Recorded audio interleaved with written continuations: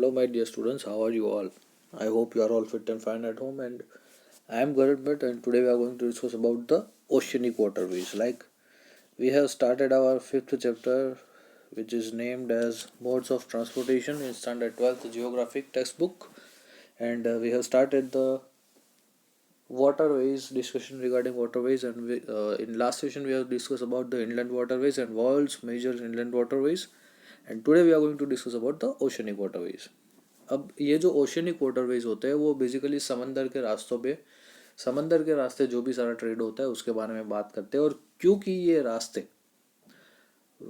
Interconnected होते हैं, साथ ही साथ डिफरेंट काइंड की शिप्स जो होती है वो इन पे ऊपर तैर सकती है, मेंटेनेंस इसका बहुत कम होता है, और इसी वजह से इसे जो है इंटरनेशनल ट्रेड के लिए सबसे बेस्ट हम मोड ऑफ ट्रांसपोर्टेशन मानते हैं। ठीक है, सिर्फ गुड्स ही नहीं, इवन पैसेंजर्स को भी एक कंट्री से दूसरी कंट्री के जाने के लिए वाटरवेज का यूज़ करते हुए हम लोगों ने देखा था।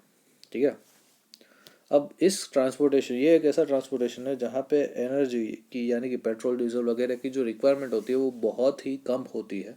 ठीक है, यहाँ पे आप विंड एनर्जी से भी काम चला सकते हो। ठीक है, क्योंकि समंदर में जो आप है हमारी विंड यानी कि जो पूरा पवन रहता है वो बहुत ज़्यादा रहता है। इसीलिए जो एंशियंट टाइम होती थी वहाँ की शिप्स में आप लोगों ने देखा होगा कि समझ लो कि ये शिप्स है अगर ऐसी, तो ऐसे 2-3 पोल्स लगे होते हैं जिसपे ऐसा कपड़ा बंधा हुआ होता है, मतलब कि यहाँ से पूरा पवन आएगा और ये इस शिप को आगे की तरफ धकेलेगा। ठीक है, तो ये इस तरह से विंड एनर्जी का भी फ़ायदा हम यहाँ पे ले सकते हैं। लेकिन आज तो खैर ठीक है कि मॉडर्न टेक्नोलॉजीज आ गई। ठीक है, और उसकी वजह से जो आज की जो शिप्स है वो एकदम लेटेस्ट टेक्नोलॉजी से इक्विप्ड हो गई है। उसके अंदर आपको रडार देखने को मिलते हैं, आपको वायरलेस रिमोट सेंसिंग देखने को मिलते हैं, नेविगेशन आपको देखने को मिलेगा, जीपीएस। यस, ठीक है, तो ये सारी एक वाटरवेज के बारे में थोड़ा एक इंट्रोडक्शन जैसा था। आप ये देख सकते हो कि वर्ल्ड का मैप आपको दिखेगा। यहाँ पे हमारे सातों के सात कॉन्टिनेंट आपको दिख रहे होंगे, एशिया, यूरोप जो है हमारा। ठीक है, उसके बाद ऑस्ट्रेलिया, ये आप देख सकते हो यहाँ पे हम लोग अफ्रीका इसे कहते हैं, नॉर्थ अमेरिका, साउथ अमेरिका, ये सारे कॉन्टिनेंट्स हैं हमारे। और नीचे एंटार्क्टिका है, उसे तो हमें गिनने की ज़रूरत नहीं है। तो ये 7 कॉन्टिनेंट्स की जो भी आप ये डॉटेड लाइन दिख रही है आपको, ये सारी वो सारे ही सारे ओशियनिक रूट्स हैं। ठीक है, आप यहाँ पे देख सकते हो कि यहाँ पैसिफिक ओशन है, यहाँ पे अटलांटिक ओशन है, यहाँ पे इंडियन ओशन है। और ये जो रेड डॉट्स आपको दिख रही है, न्यूयॉर्क है, ये हमारा मुंबई है, ये कोलकाता है, ये आप देख सकते हो कि बैंकॉक है, यहाँ पे पर्थ है, एडिलेड है, इस साइड न्यू ऑर्लियंस है, लॉस एंजलिस है, सैन फ्रांसिस्को है। ये सारे वर्ल्ड के मेजर पोर्ट्स हैं जहाँ पे जो आप वाटरवेज, ओशियनिक वाटरवेज के मेजर पोर्ट्स है वर्ल्ड के, आप देख सकते हो यहाँ पे। ठीक है, अब सबसे पहले बात करें तो नॉर्थ अटलांटिक रूट की। ये जो नॉर्थ अटलांटिक रूट है वो कनाडा और यूएसए को जोड़ता है वेस्टर्न पार्ट ऑफ यूरोप के साथ। ठीक है, और ये नॉर्थ अटलांटिक रूट जो है वो एक बहुत ही बिजी और इम्पोर्टेंट वाटरवे है। इसके साथ साथ वेस्टर्न यूरोप के ये जो आप देख सकते हो, London, Liverpool, Glasgow, Manchester, Hampton, Rotterdam, Hamburg, Lisbon and Bremen, ये सारे उसके इम्पोर्टेंट पोर्ट्स हैं जो कि वेस्टर्न यूरोप को जोड़ते हैं यूएसए और कनाडा के साथ through the North Atlantic waterway. ठीक है, अच्छा, east coast of North America, मतलब कि नॉर्थ अमेरिका की ईस्टर्न साइड आपको जो पोर्ट देखने को मिलेंगे उसमें है Quebec, Halifax, New York, Boston, Portland and Philadelphia. ये अगर बात की जाए कि मैं आपको बता दूं मैप में कि किसकी बात कर रहे हैं, ये है हमारा नॉर्थ अमेरिका और ये है उसका ईस्टर्न साइड। ठीक है, ये ईस्टर्न साइड हो गया और ये वेस्टर्न साइड ऑफ यूरोप हो गया। तो यूएसए कनाडा को इस और जोड़ने वाला, मतलब कि यूरोप से जोड़ने वाला ये जो पूरा बीच का पूरा समंदर देख रहे हो उसे हम लोग नॉर्थ अटलांटिक वाटरवेज कहेंगे। ये जो सारी डॉटेड लाइन्स यहाँ से जा रही है ये सारी नॉर्थ अटलांटिक वाटरवेज का पार्ट है। ठीक है, उसके बाद cloth, chemicals, machines, steel, chemical fertilization, ये वो सारी चीज़ें हैं जो नॉर्थ अटलांटिक वाटरवेज के थ्रू जो है ट्रांसपोर्ट की जाती है कनाडा और यूएसए और साथ ही साथ यूरोप के बीच में, ठीक है। यहाँ यूएसए से और कनाडा से क्लोथ्स केमिकल मशीन्स जाते हैं, जबकि अगर यूरोप की बात की जाए तो यूरोप से रिटर्न में wheat, pulp, copper, iron, steel जैसी चीज़ें लाई जाती है। मतलब यहाँ से एक्सपोर्ट होता है केमिकल्स, मशीन्स और क्लोथ्स का, जबकि वहाँ से इंपोर्ट होता है वीट, पल्प, कॉपर, आयरन वगैरह जैसी चीज़ों का, ठीक है। तो ये हो गया हमारा नॉर्थ अटलांटिक वाटरवेज। उसके बाद एक मोस्ट इम्पोर्टेंट आपके क्वेश्चन बन सकता है और क्वेश्चन आया भी हुआ है, तो इसका नाम है सुएज कैनाल। अभी जो सुएज कैनाल है वो क्या, किसको क्या से जोड़ती है, कैसा ट्रेड होता है, वो देखते हैं उसके बारे में। Mediterranean Sea and Indian Ocean routes are linked to industrialize countries of Europe, Mediterranean Sea, Red Sea, with East Africa, South Asia and South east Asia.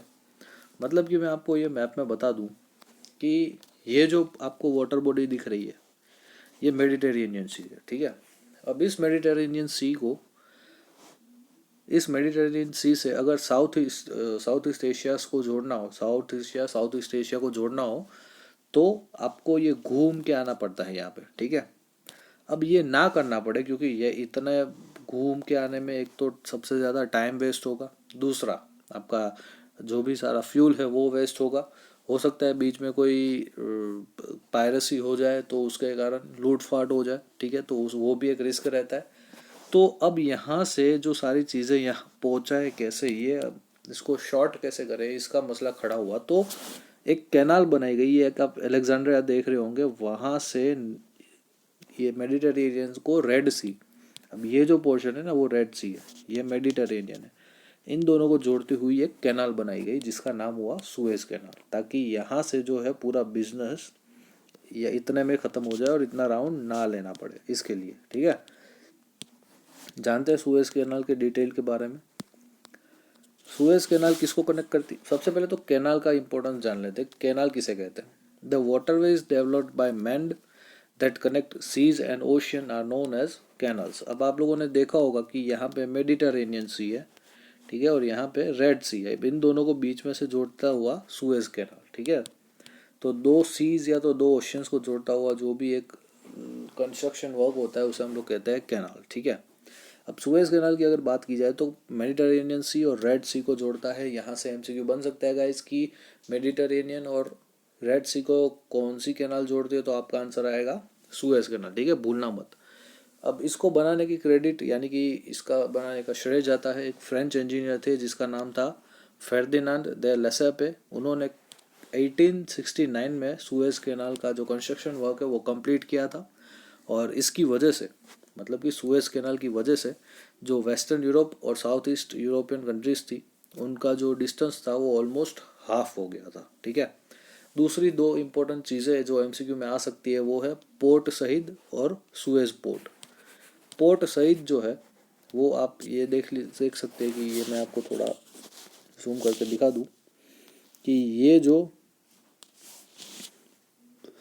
Port है ये पोर्ट सुएज यहाँ पे यानी कि southern side of Suez canal आया हुआ है, और यहाँ पे आप देख सकते हो पोर्ट सईद यानी कि नॉर्थ में पोर्ट सईद देखने को मिलेगा आपको, और साउथ में पोर्ट सुएज देखने को मिलेगा, और ये बीच में जो पटरियों जैसा रास्ता है वो सुएज कैनाल है, जो कि गल्फ ऑफ सुएज जो रेड सी में आया हुआ है उसे मेडिटेरेनियन सी से जोड़ता है, ठीक है।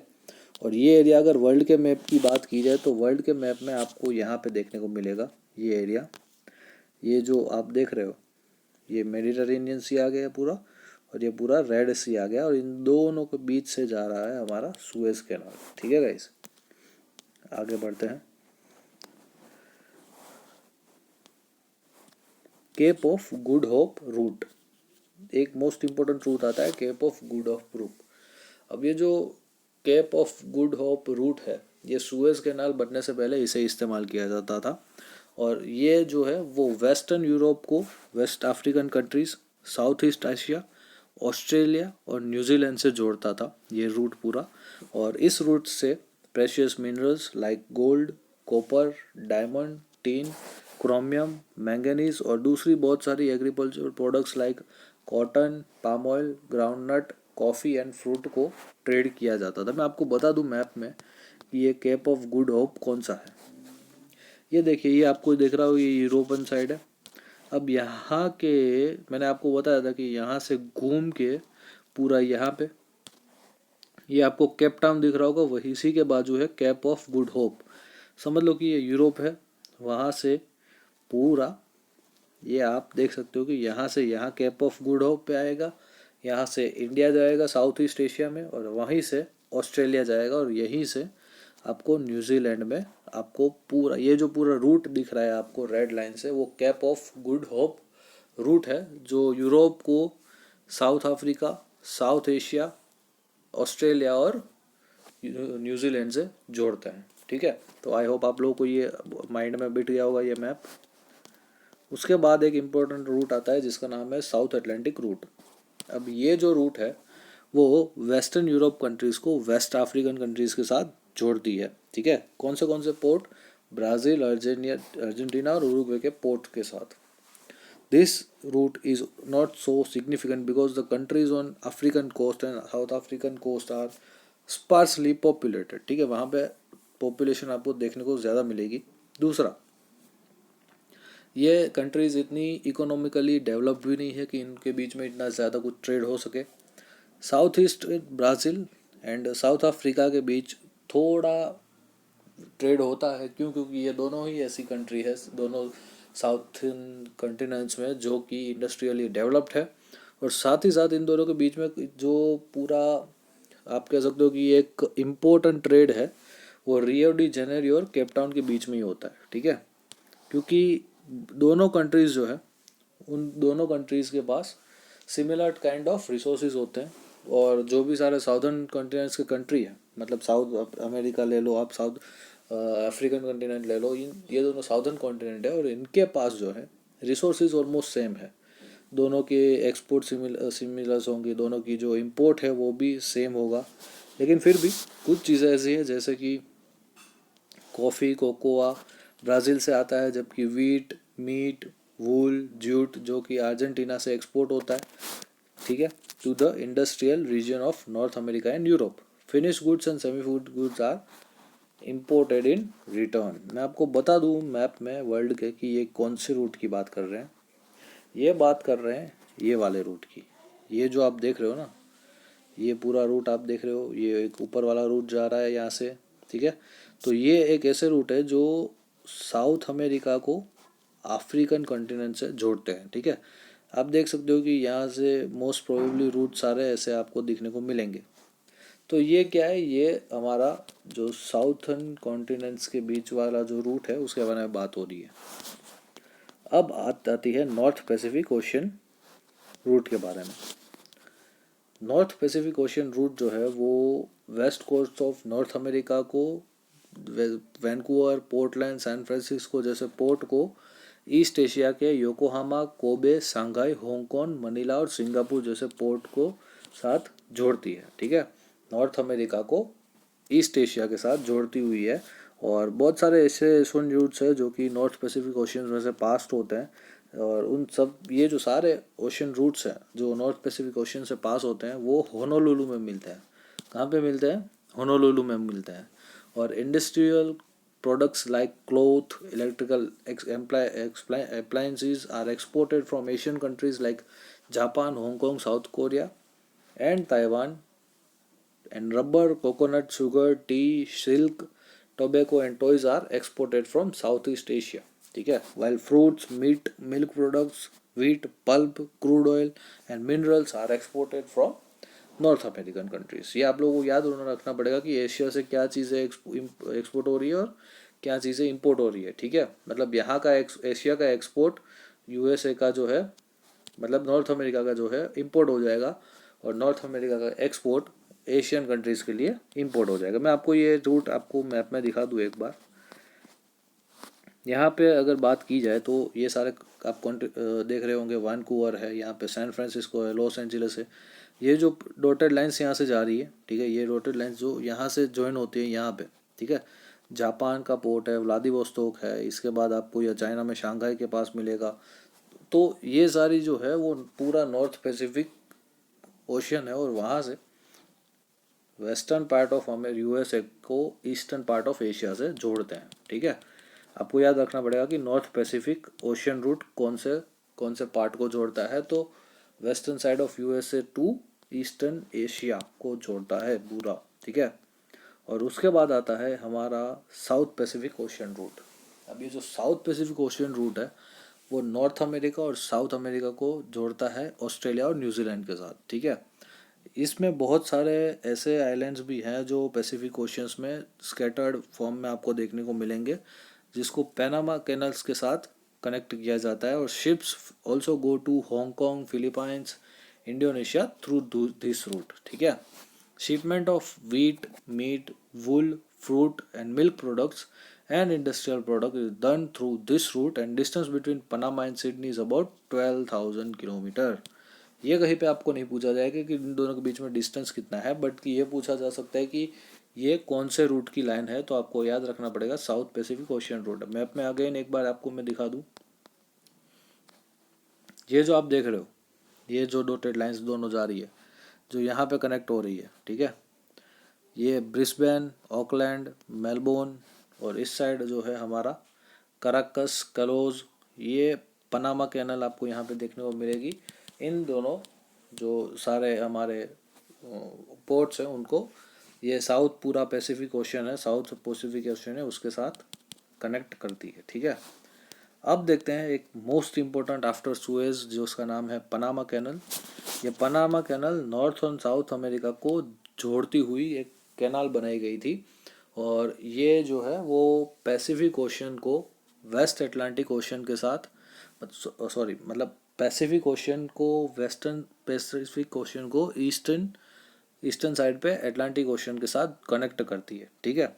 और पनामा कैनल को ओपन करने के साथ ही जो वेस्ट और ईस्ट कोस्ट का डिफरेंस था between north and south American continent वो ग्रेटली रिड्यूस्ड हो गया।